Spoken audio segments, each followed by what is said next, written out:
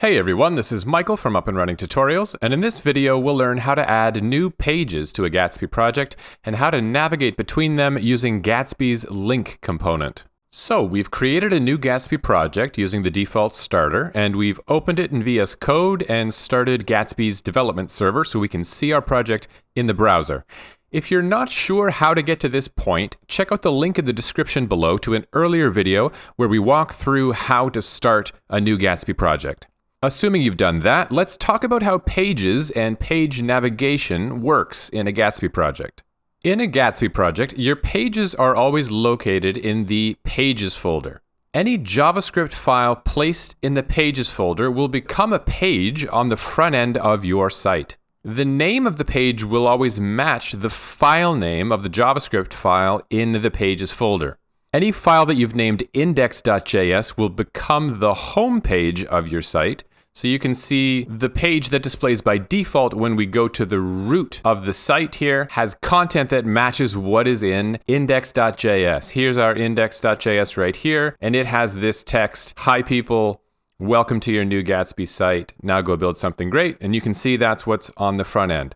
If we click this link here to navigate to page 2, and then we open page2.js, we can see that the content that we're seeing on page 2 of our site matches what's in our page2.js file. We can also see in the address bar of our browser that the URL for page 2 is page-2, which exactly matches the name of the file in the pages folder, which is page-2.js.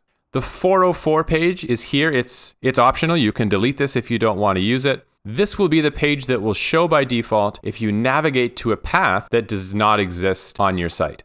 So for example, if we navigate now to /ASDF, there's no page here. This isn't the 404 page that your users would see. This is shown for your benefit while you are in development mode. If you want to preview the version of the 404 page that your users would see, just click this button here that says Preview Custom 404 Page, and this is what your 404 page looks like by default. If we compare this to the 404.js file, we can see that the content matches again. So any file that is named 404.js will be used as the page that displays if a user navigates to an address that does not exist on your site. So let's practice creating a new page right now. Our first step is to go to the Pages directory and create a new file. We'll call it something very exciting like page3.js. There we go. And if we try to visit our page on the front end of our site right now, I'm going to go to page-3. We see that so far we're encountering an error because Gatsby is expecting to find a React component here, and so far we have not created one. So let's create the React component that represents our page 3. So we want to use JSX, so the first thing we're going to do is import React. So we say import React from React, and then we are going to create our React component. So we'll say function, and then let's call this third page. And then we're going to return some JSX so we can see something. We'll create a main tag, and then in here we'll say, this is the third page. Very exciting. Okay, and then we're almost done. We just need to export this component so that it is possible for Gatsby to display it. So we say export default third page, and we're going to save this file and give this a refresh over here. And look at that. We have a new page on our site. It has the address page-3, which matches the name of the file we just created. And all we needed to do was create a React component and export it. Gatsby takes it from there and converts our page component into a new page that exists on the front end of our site. So it's great that we have a new page, but at the moment we have no way to navigate to this page. And once we're on this page, we have no way to navigate back. So if we wanted to create a link back to the home page, your first thought might be to create a normal anchor link back to the home page. So to do that, we would go anchor to the home page and say navigate to the home page. We'll give that a save. There's our link. Let's try it out. And do you notice that in order to load the home page from that link, the screen went blank and there was a full page refresh? Let's see that one more time. Navigate to the home page. everything goes blank, the whole site refreshes, and we need to wait a second after clicking that link before we see anything else. That type of navigation experience where you need to wait while an entire page loads after you click the navigation link is probably what you're used to. It's what most sites have always done. But because Gatsby is built using React, we actually have a much better option. So let's go back. And I'm going to add another link now, but I'm going to use a special component that Gatsby provides, which is called link. So I'm going to say import link, and I'm going to put this import between these two curly braces from Gatsby. I'm going to give that a save. And now I'm going to use this link component right here. And I'll say navigate to the home page with, and let's say link. And then instead of the href attribute, the link component takes a to attribute, but otherwise it's the same. I'm going to give this a save, and that's a bit hard to read, so I'm just going to insert a break tag here. There we go. So we have two navigation links now. We have our normal anchor link back to the home page, and we have the link component link back to the home page. Let's try this new link. So I'm going to give it a click, and we'll see how long it takes to load the home page. All right, and you can see this is a much better experience. The screen does not go blank. We do not have to wait a second. The homepage somehow just loads immediately. So how does this work? Let's go back to our new page, and I'm going to open the Chrome DevTools. And let's watch here. These are the HTML elements on the active page. I'm going to first use the normal anchor link and watch what happens to these HTML elements.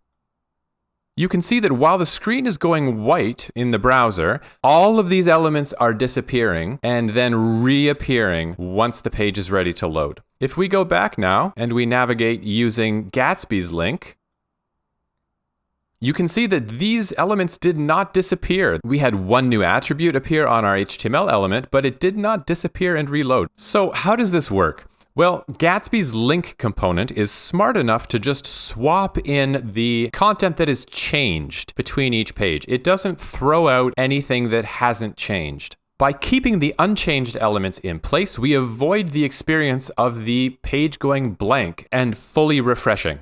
This intelligent updating is powered by an NPM package called Reach Router, created by Ryan Florence. To make the experience even better, Gatsby goes a step further, and when a link to another page, like this link here to the home page, is visible on the screen, Gatsby anticipates that your users are likely to click that link soon, and so it begins downloading the content for that page in the background. That's why once your users click the link, the transition to the next page feels instantaneous because the browser has actually already loaded all of the content needed to show that page. So while you could use classic anchor links to navigate between pages in your Gatsby project, it's really not a good idea to do so. This type of anchor link needs to be used for any external links, and you should continue to use them for that. If you're linking to a page that is not part of your site, use an anchor link like always. And as a side note, remember, if you're linking to an external page, let's say we're linking to gatsbyjs.org, for security reasons, remember to put this attribute on your link, rel equals no opener. This attribute is a security measure that blocks this new site from being able to manipulate your project while both are open in the same browser. So you'll use anchor links for any external linking, but to link between pages in your own project, you should always use Gatsby's link component. So let's say we also, in addition to link to the homepage, we want to link to page 2. To do that, we just create another link and we'll say, take us to page 2. So this is generally the type of path you'll create relative to the root of the site. Where are we going? We're going to page 2, starting with this /. And we'll say page 2, give that a save. Let's have another break tag in here. That's just some quick and dirty layout. All right, we have a new link. Let's click that. And instantly we transition to the second page. So those are the basics of how you add new pages to a Gatsby project and how you navigate between them. You may have noticed that this second page has a nice header and footer and some styling like these margins, while our new page doesn't have that header, doesn't have that footer, and there's no styling at all.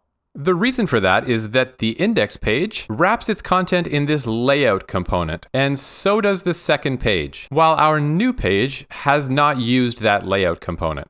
In the next video, we'll talk about what a layout component is and how you can use one to share common styling and sections between pages. Until then, thanks so much for watching, and I'll see you in the next video.